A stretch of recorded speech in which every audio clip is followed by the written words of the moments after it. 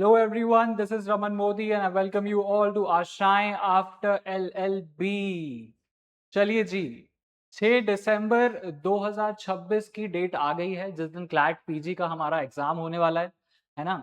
और अभी चल रहा है ऑलरेडी अगस्त, और काफी सारे ऐसे लोग होंगे जिन्होंने ये सोचा होगा कि अब जाके हम प्रिपरेशन स्टार्ट करें क्लैट पीजी का, करें भी या ना करें, ये कहीं हम लेट तो नहीं हो गए हैं प्रिपरेशन के लिए। तो मैं आपको बताना चाहता हूँ कि अभी आप लेट नहीं हुए हैं। आप अभी से भी अगर अपनी प्रिपरेशन स्टार्ट करते हैं ना क्लैट पीजी की, तो आप अभी भी क्लैट पीजी को क्रैक कर सकते हैं। और अभी प्रिपरेशन स्टार्ट करके कैसे आप क्लैट पीजी क्रैक कर सकते हैं, ये मैं आज की वीडियो में आपको डिटेल में बताने वाला हूं। ठीक है, मैं आपको पूरा एक कंप्लीट रोड मैप दूंगा फ्रॉम 0 to 6 दिसंबर कि आपको कब का क्या करना है, कैसे करना है, क्या पढ़ना है, क्या नहीं पढ़ना है। ये सारी चीजें आज की वीडियो में मैं आपको बताने वाला हूं, तो एंड तक हमारे साथ बने रहिएगा। चलिए जी, बिना किसी देरी के आज का जो हमारा वीडियो है उसे शुरू करते हैं। पहले कुछ बेसिक डिटेल्स हम देख लेते हैं हमारे क्लैट पीजी एग्जाम के बारे में। हालांकि ये सारी चीजें हमको पता है, लेकिन फिर भी देखना हमारी रिस्पॉन्सिबिलिटी है। देखो भाई, ये जो हमारा एग्जाम है क्लैट पीजी का, ये single sitting 1 day pen and paper exam होता है। ठीक है, offline based pen and paper single sitting exam होता है ये।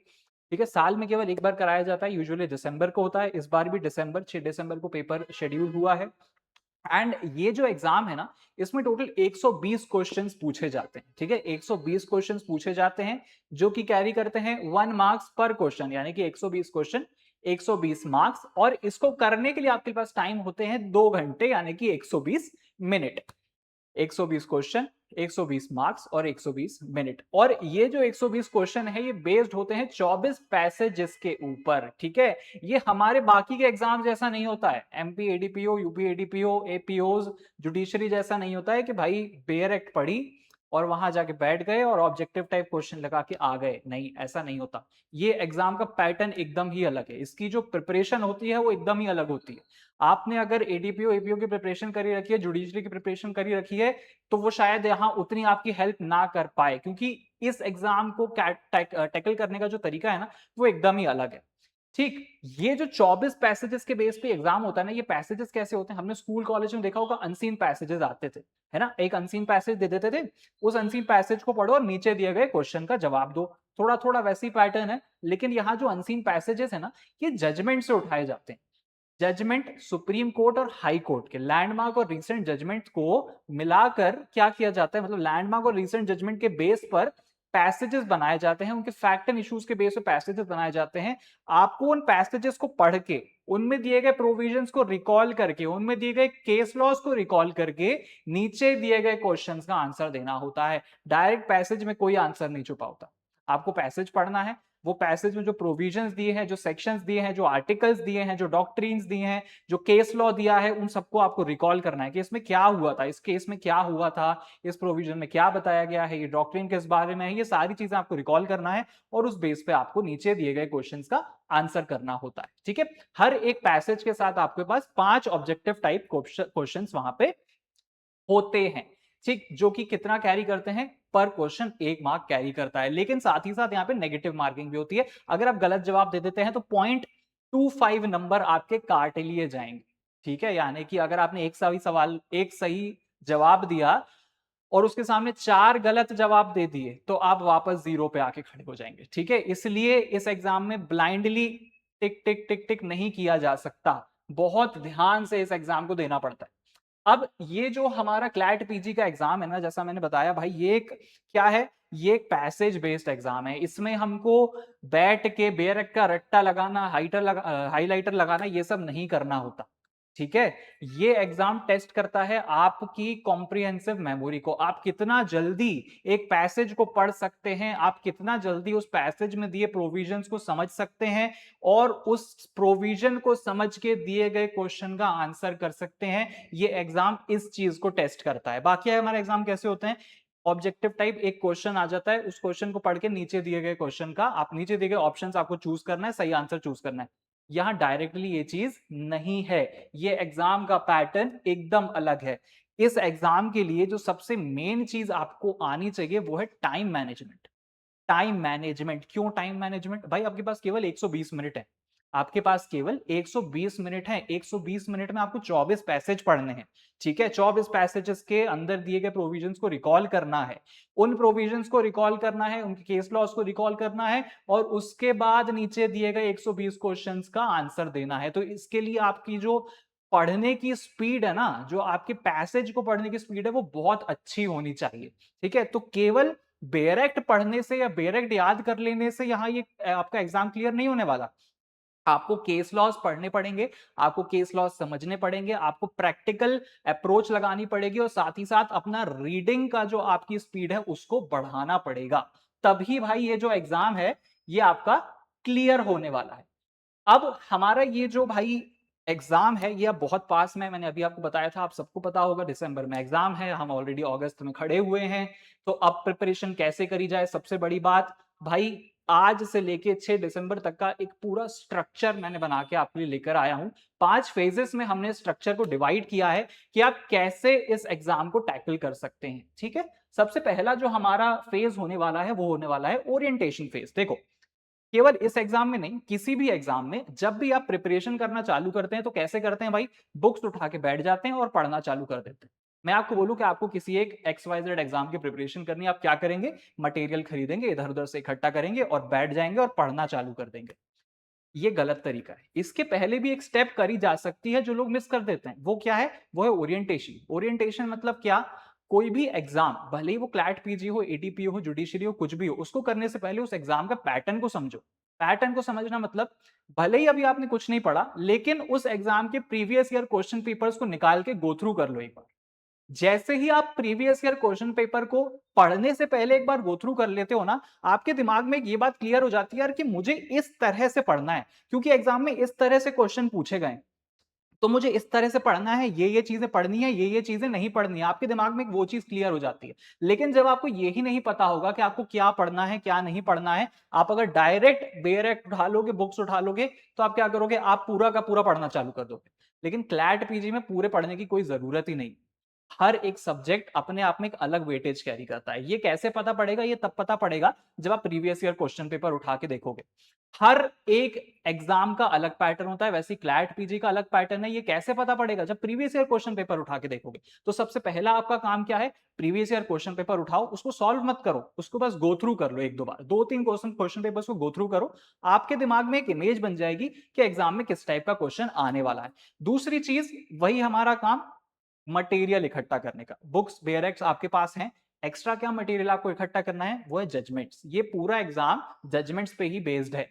आपके पास जितने ज्यादा जजमेंट होंगे वो उतने कम होंगे। तो आपको क्या इकट्ठा करना है, आपको जजमेंट्स इकट्ठे करने, और केवल इकट्ठे करके रखने नहीं है, उनको पढ़ना भी है ना। और जजमेंट्स कहां से लाओगे भाई, नेट पे जजमेंट्स पेड है, हर जगह कहीं ना कहीं मिल सकता है। लेकिन जजमेंट के लिए मेरे पास एक बहुत अच्छा सॉल्यूशन है। हमारा जो इंस्टीट्यूट है, हमारे पास एक बुक है प्रीवियस सॉल्व क्वेश्चन पेपर्स की, जिसमें ऑलमोस्ट 7 साल के क्वेश्चन पेपर्स हैं, पीवाईक्यूज हैं। अगर आप चाहो तो आप उस बुक को परचेज कर सकते हो। आपकी ये एक हसल वहां से खत्म हो जाएगी। आपके पास इतना सारे प्रीवियस ईयर क्वेश्चन पेपर आ जाएंगे, इतने सारे जजमेंट्स की लिस्ट आ जाएगी कि आप वहां से उसको पढ़ के भी एग्जाम के लिए रेडी हो सकते हो। ठीक है, सबसे पहला हमारा क्या हो गया, ओरिएंटेशन फेज। अब भाई जो हमारा दूसरा फेज आता है, सबसे इंपॉर्टेंट, वो है सब्जेक्ट फाउंडेशन, यानी कि जहां हमको हमारी एक्चुअल प्रिपरेशन चालू करनी है। ठीक, तीसरा हमारा जो फेस है वो है पैसेज प्रैक्टिस। चौथा हमारा जो फेस है वो है फुल मॉक। और जो लास्ट हमारा पांचवा फेस है वो है रिवाइज करने का। ठीक है, पहले फेज के बारे में मैंने आपको डिटेल में बता दिया, ओरिएंटेशन आपको क्या करना है और क्या नहीं करना है, पैसेजेस पहले प्रीवाईक्यूज पढ़ लेना है, मटेरियल इकट्ठा कर लेना है, ये आपका सबसे पहला काम होगा।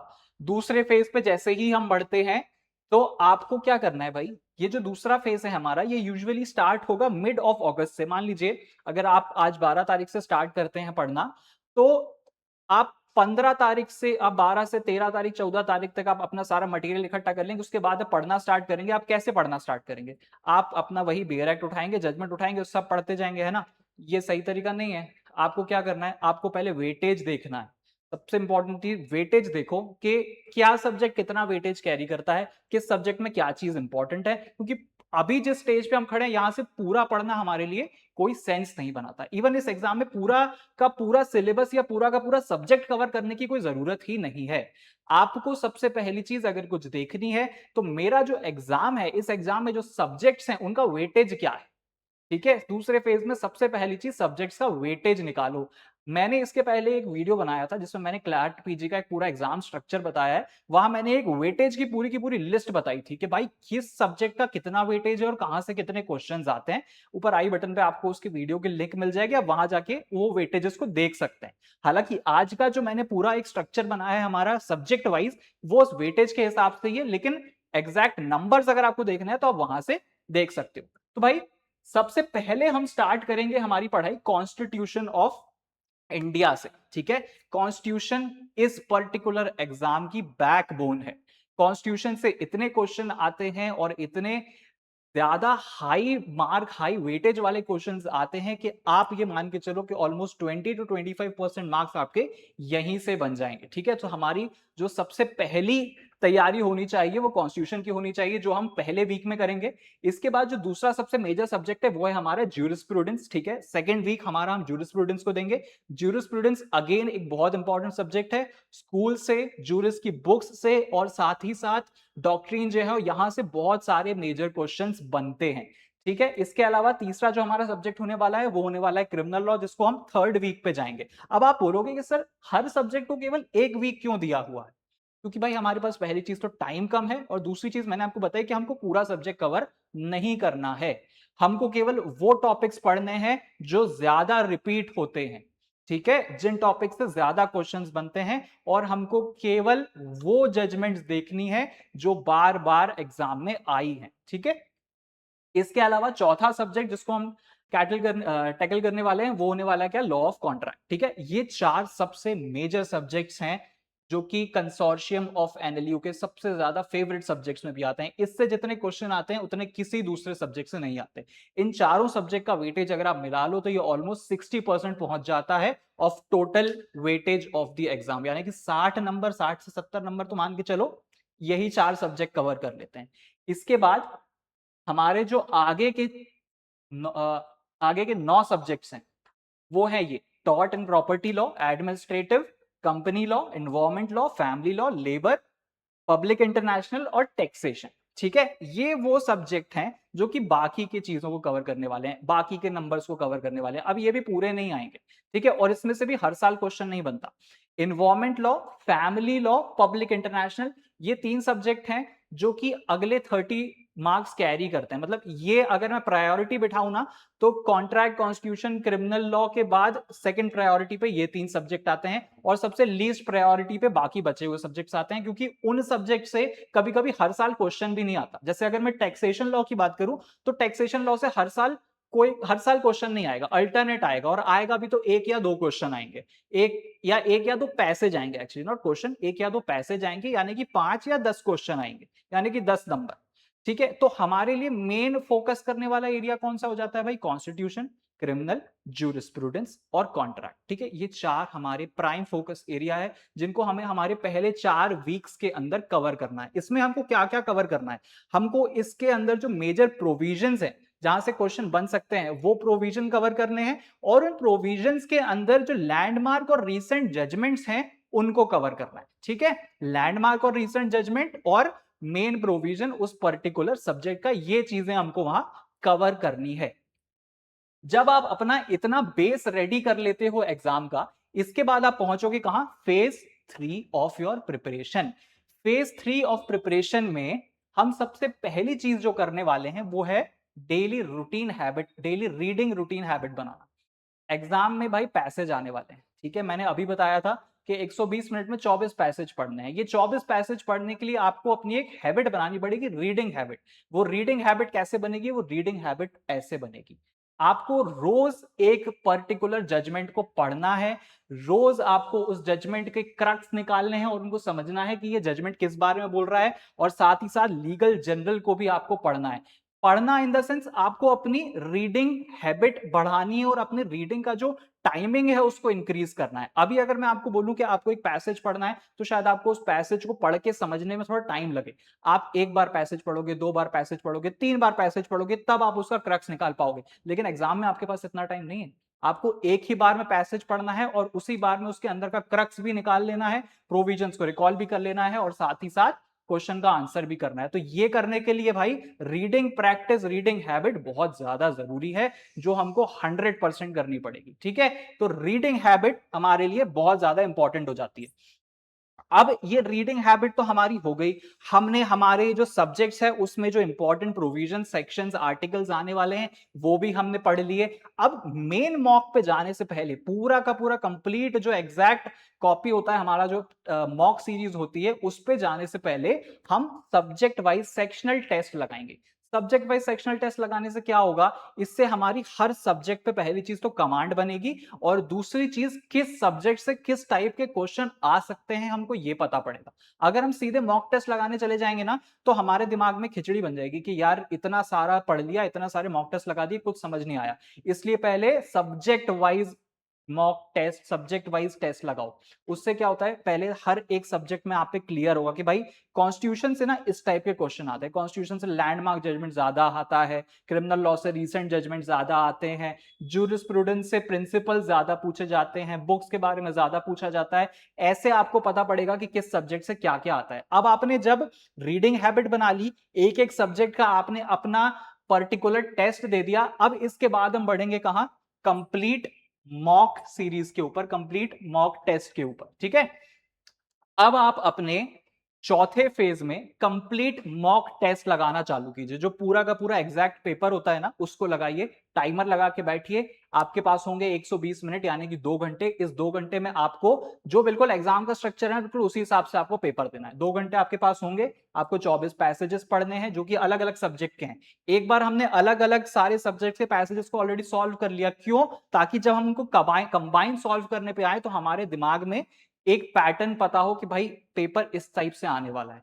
तो अब हम जब कंप्लीट मॉक सॉल्व कर रहे हैं ना तो हम कहीं ना कहीं पहले से प्रिपेयर्ड हैं कि हमको किस तरह से इसको सॉल्व करना है। और मैं आपको सजेस्ट करूंगा कि आपका जो लास्ट मंथ है नवंबर का, उसमें आप अल्टरनेट डे में कम से कम एक मॉक टेस्ट जरूर दें। तो आपके पास अगर 20 दिन भी होंगे ना नवंबर में तो आप कम से कम 10 मॉक टेस्ट दे चुके होंगे। और 10 मॉक टेस्ट एक्चुअल एग्जाम में बैठने से पहले बहुत ज्यादा बेनिफिशियल होने वाले हैं आपके लिए।